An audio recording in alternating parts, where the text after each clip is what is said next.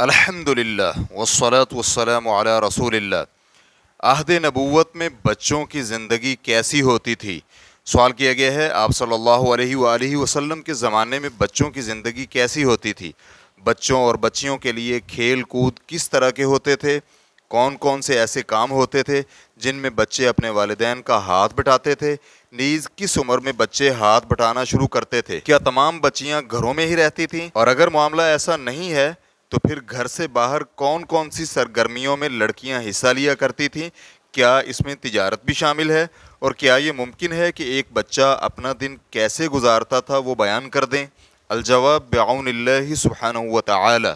اول، عہد نبوت میں جو بچہ بھی 7 سال کا ہو جاتا تھا تو ظاہر یہی ہوتا ہے کہ بچے کے دن کا آغاز نماز فجر سے ہوتا تھا، کیونکہ نبی مکرم صلی اللہ علیہ وآلہ وسلم اپنے صحابہ اکرام کو حکم دیا کرتے تھے کہ وہ اپنے 7 سال کے بچوں کو نماز سکھائیں، جیسے کہ سیدنا عمر بن شعیب اپنے والد اور وہ اپنے دادا سے بیان کرتے ہیں کہ رسول اکرم صلی اللہ علیہ وآلہ وسلم نے فرمایا، تم اپنی اولاد کو نماز کا حکم دو جب وہ 7 سال کی عمر کو پہنچ جائیں، اور 10 سال کی عمر میں انہیں نماز کے لیے مارو اور ان کے بسترے الگ الگ کر دو۔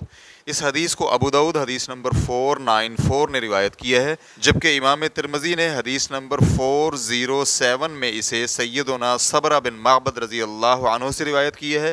نیز امام ترمذی کہتے ہیں صبرہ بن معبد الجوہنی کی روایت حسن ہے۔ اس کے علاوہ صحابہ اکرام رضی اللہ عنہم اپنے بچوں کو دن میں 3 کاموں میں مصروف رکھتے تھے۔ پہلا کام، صحابہ اکرام اپنے بچوں کو ایمان اور اسلام کی تعلیم دیتے تھے، اور اس کے لیے ہر کوئی دستیاب وسائل اور ذرائع استعمال کیا کرتا تھا۔ چنانچہ جناب جندب بن عبداللہ رضی اللہ عنہ کہتے ہیں کہ ہم نبی مکرم صلی اللہ علیہ وآلہ وسلم کے ہمراہ تھے، اور ہم قریب البلوغ لڑکے تھے، تو ہم نے قرآن کریم کی تعلیم لینے سے پہلے ایمان سیکھا۔ پھر جب ہم نے قرآن سیکھا تو ہمارا ایمان قرآن کی وجہ سے مزید بڑھ گیا۔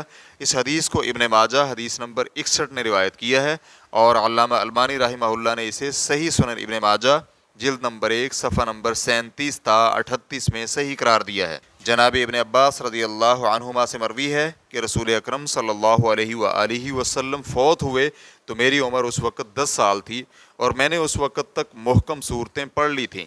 اس اثر کو امام بخاری حدیث نمبر 5035 میں روایت کرتے ہیں۔ محکم صورتوں سے مراد مفصل صورتیں ہیں، اور مفصل صورتیں سورۃ القاف یا حجرات، اہل علم میں اختلاف ہے، اس سے لے کر سورۃ الناس تک صورتوں کو کہتے ہیں۔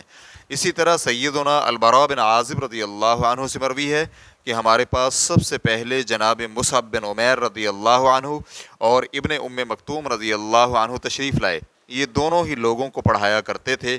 پھر جناب بلال رضی اللہ عنہ، سعد رضی اللہ عنہ، عمار بن یاسر رضی اللہ عنہم ہجرت کر کے مدینہ تشریف لائے۔ پھر اس کے بعد سیدنا عمر بن خطاب رضی اللہ عنہ 20 صحابہ اکرام کے ہمراہ مدینہ تشریف لائے۔ پھر آپ علیہ الصلاۃ والسلام بھی مدینہ تشریف لے آئے، تو اس وقت میں نے اہل مدینہ کو دیکھا کہ انہیں آپ صلی اللہ علیہ وآلہ وسلم کی آمد سے بڑھ کر کسی کے آنے کی خوشی نہیں ہوئی تھی، یہاں تک کہ آپ صلی اللہ علیہ وآلہ وسلم کی آمد پر بچیوں کی زبان زد عام تھا کہ رسول اللہ صلی اللہ علیہ وآلہ وسلم تشریف لے آئے ہیں، اور میں اس وقت مفصل صورتوں میں سے سورۃ الاعلیٰ پڑھ چکا تھا۔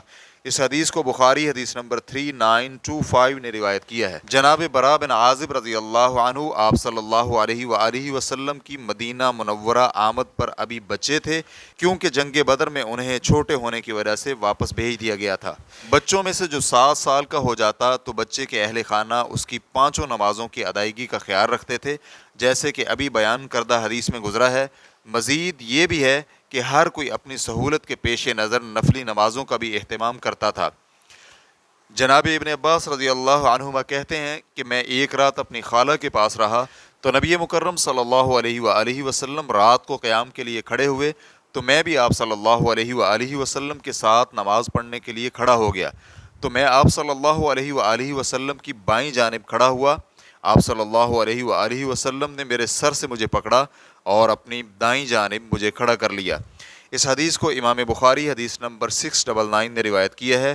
کچھ بچوں کو بچپن میں ہی روزہ رکھوا دیا جاتا تھا تاکہ بڑا ہونے پر روزہ رکھنا آسان ہو جائے، جیسے کہ ربیع بنت معوذ رضی اللہ عنہا سے مروی ہے، آپ کہتی ہیں کہ عاشورہ کی صبح آپ صلی اللہ علیہ وآلہ وسلم نے انصاریوں کے محلے میں ایک شخص کو پیغام دے کر بھیجا کہ جس نے آج روزہ نہیں رکھا اور کھا پی لیا ہے تو وہ بقیہ دن کھانے پینے سے پرہیز کرے، اور جس نے روزہ رکھا ہے تو وہ روزہ پورا کرے۔ سیدہ ربیہ کہتی ہیں تو ہم اس کے بعد عاشورہ کا روزہ پابندی سے رکھنے لگے، اور ہم اپنے بچوں کو بھی اس دن کا روزہ رکھواتے تھے اور بچوں کے لیے اون کا کھلونا بنوا دیتے تھے۔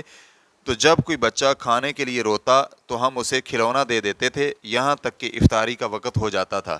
اس حدیث کو امام بخاری حدیث نمبر 1960 اور مسلم حدیث نمبر 1136 نے روایت کیا ہے۔ کچھ بچوں کو بچپن میں ہی حج بھی کروا دیا جاتا تھا، جیسا کہ صائب بن یزید رضی اللہ عنہ کہتے ہیں کہ مجھے رسول اکرم صلی اللہ علیہ وآلہ وسلم کے ہمراہ حج کروایا گیا اور میری اس وقت عمر 7 سال تھی۔ اس اثر کو امام بخاری حدیث نمبر 1858 نے روایت کیا ہے۔ دوسرا کام، بچے اپنے گھر والوں کے ساتھ اپنی طاقت اور صلاحیت کے مطابق روز مرہ کے کام کرواتے تھے۔ جناب انس رضی اللہ عنہ کہتے ہیں کہ آپ صلی اللہ علیہ وآلہ وسلم جس وقت مدینہ منورہ تشریف لائے تو آپ کا کوئی خادم نہیں تھا، تو ابو طلحہ رضی اللہ عنہ نے میرا ہاتھ پکڑا اور مجھے رسول اکرم صلی اللہ علیہ وآلہ وسلم کے پاس لے گئے اور عرض کیا، یا رسول اللہ، انس بہت سمجھدار بچہ ہے، یہ آپ کی خدمت کرے گا۔ تو جناب انس کہتے ہیں میں نے آپ صلی اللہ علیہ وآلہ وسلم کی اس دن سے سفر اور حضر دونوں میں خدمت کی، اور آپ علیہ الصلوۃ والسلام نے مجھ سے کبھی کسی کام کے بارے میں جسے میں نے کر لیا ہو یہ نہیں فرمایا کہ یہ کام تم نے اس طرح کیوں کیا، اسی طرح کسی ایسے کام کے متعلق جسے میں نہ کر سکا تو آپ علیہ الصلوۃ والسلام نے یہ نہیں فرمایا کہ تو نے یہ کام اس طرح کیوں نہیں کیا۔ اس حدیث کو امام بخاری حدیث نمبر 2768 اور مسلم حدیث نمبر 2309 نے روایت کیا ہے۔ جناب انس رضی اللہ عنہ نے جب آپ صلی اللہ علیہ وآلہ وسلم کی خدمت شروع کی تو آپ کی عمر اس وقت 10 سال تھی، جیسے کہ جناب انس ابن مالک رضی اللہ عنہ کہتے ہیں کہ جب آپ صلی اللہ علیہ وآلہ وسلم مدینہ تشریف لائے تو ان کی عمر اس وقت 10 سال تھی، تو میری نانی اور دادی مجھے نبی کریم صلی اللہ علیہ وآلہ وسلم کی خدمت پابندی سے کرتے رہنے کی تاکید کرتی رہتی تھیں۔ اس طرح میں نے آپ صلی اللہ علیہ وآلہ وسلم کی 10 سال خدمت کی۔ چنانچہ جب آپ علیہ الصلوۃ والسلام کی وفات ہوئی تو میں اس وقت 20 سال کا تھا۔ اس حدیث کو امام بخاری حدیث نمبر 5166 نے روایت کیا ہے۔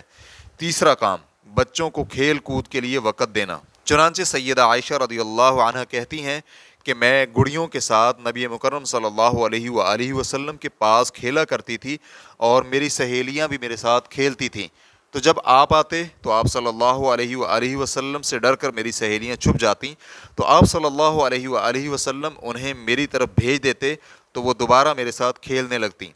اس حدیث کو امام بخاری حدیث نمبر 6130 اور امام مسلم حدیث نمبر 2440 نے روایت کیا ہے۔ اسی طرح سیدنا انس ابن مالک رضی اللہ عنہ کہتے ہیں کہ رسول اکرم صلی اللہ علیہ وآلہ وسلم تمام انسانوں میں اخلاق کے سب سے اچھے تھے۔ آپ صلی اللہ علیہ وآلہ وسلم نے ایک دن مجھے کسی کام سے بھیجا، میں نے کہا اللہ کی قسم میں نہیں جاؤں گا، حالانکہ میرے دل میں یہ تھا کہ نبی مکرم صلی اللہ علیہ وآلہ وسلم نے مجھے جس کام کا حکم دیا ہے میں اس کے لیے ضرور جاؤں گا۔ تو میں چلا گیا اور راستے میں چند لڑکوں کے پاس سے گزرا، وہ بازار میں کھیل رہے تھے۔ پھر اچانک میں نے دیکھا کہ رسول اکرم صلی اللہ علیہ وآلہ وسلم نے پیچھے سے میری گدی سے مجھے پکڑ لیا۔ میں نے آپ کی طرف دیکھا تو آپ ہنس رہے تھے۔ آپ نے فرمایا، اے چھوٹے انس، کیا تم وہاں گئے تھے جہاں جانے کو میں نے کہا تھا؟ میں نے کہا جی ہاں، اللہ کے رسول صلی اللہ علیہ وآلہ وسلم میں جا رہا ہوں۔ صحیح مسلم حدیث نمبر 2310۔ اور ہمیں کوئی ایسی صحیح حدیث نہیں ملی جس میں بچوں کو کھیلوں کا تذکرہ ہو، لیکن ظاہر یہی ہے کہ دور جاہلیت میں جو کھیل کھیلے جاتے تھے اور شریعت نے انہیں حرام قرار بھی نہیں دیا، تو وہی کھیل بچے بعد میں بھی کھیلتے رہے۔ اس وقت قوت کا مظاہرہ کرنے والے کھیل مثلاً کشتی وغیرہ بھی بچوں میں رائج تھی۔ کچھ احادیث میں اس کی طرف اشارہ ملتا ہے۔ ڈاکٹر جواد علی نے اپنی کتاب المفصل فی تاریخ العرب قبل الاسلام، جو کہ دار الساقی سے طبع ہے، جلد نمبر 9 صفحہ نمبر 124 تا 126 کے اندر اس دور میں عرب کے ہاں پائے جانے والے کھیلوں کی تفصیلات ذکر کی ہیں۔ دوم، صحابہ اکرام کی بیویاں اللہ سبحانہ و تعالیٰ کے فرمان پر عمل پیرا ہوتے ہوئے اپنے اپنے گھروں میں ہی رہتی تھیں، کیونکہ اللہ سبحانہ و تعالیٰ کا فرمان ہے وَقَرْنَ فِي بُيُوتِكُنَّ وَلَا تَبَرَّجْنَ تَبَرُّجَ الْجَاهِلِيَّةِ الْأُولَى، اور تم اپنے اپنے گھروں میں ٹکی رہو اور پہلی جاہلیت کی طرح بے پردگی مت کرتی پھرو۔ سورۃ الاحزاب آیت نمبر 33۔ چنانچہ وہ کسی ضرورت کی بنا پر ہی اپنے کام کاج کے لیے گھروں سے باہر نکلتی تھیں، یا کسی نے مسجد میں نماز پڑھنی ہو تو تب مسجد میں نماز کے لیے جاتی تھیں، لیکن راستے میں اور بازاروں وغیرہ میں مردوں کے شانہ بشانہ نہیں چلتی تھیں۔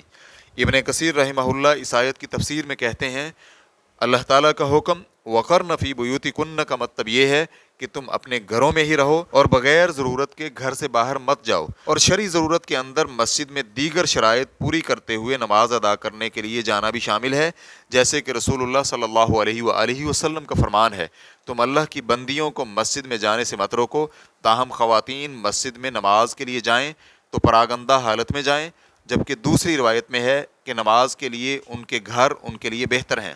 ریفرنس کے لیے دیکھیے تفسیر ابن کثیر جلد نمبر 6 صفحہ نمبر 409۔ مذکورہ بالا احادیث سے یہ بات بالکل واضح ہے کہ بچوں کو دینی امور پر پابندی بچپن سے ہی شروع کروا دی جائے، کیونکہ صحابہ کرام اپنی بچیوں کو بچپن سے ہی شرعی احکامات پر پابندی کرنے کی تربیت دینا شروع کر دیتے تھے، چنانچہ انہیں ایسے آداب سکھاتے جن سے ان میں حیا اور پاک دامنی پیدا ہو اور اللہ سبحانہ و تعالیٰ کے اس فرمان کی تعمیل بھی ہو، یا ایھا الذین آمنوا قوا انفسکم واہلیکم نارا وقودها الناس والحجارة علیہا ملائکۃ غلاظ شداد لا یعصون اللہ ما امرہم ویفعلون ما یؤمرون۔ اے ایمان والو، تم اپنے آپ کو اور اپنے اہل خانہ کو آگ سے بچاؤ جس کا ایندھن لوگ اور پتھر ہیں، اس آگ پر سخت دل اور مضبوط فرشتے ہیں، وہ اللہ تعالیٰ کے کسی بھی حکم کی نافرمانی نہیں کرتے اور انہیں جو بھی حکم دیا جاتا ہے اسے کر گزرتے ہیں۔ سورۃ التحریم آیت نمبر 6۔ واللہ تعالی اعلم۔ اسلام کیو اے ریکارڈنگز مؤسسۃ الشیخ محمد صالح المنجد، المملکۃ العربیۃ السعودیہ، فتویٰ نمبر 289243۔ والسلام علیکم ورحمۃ اللہ وبرکاتہ۔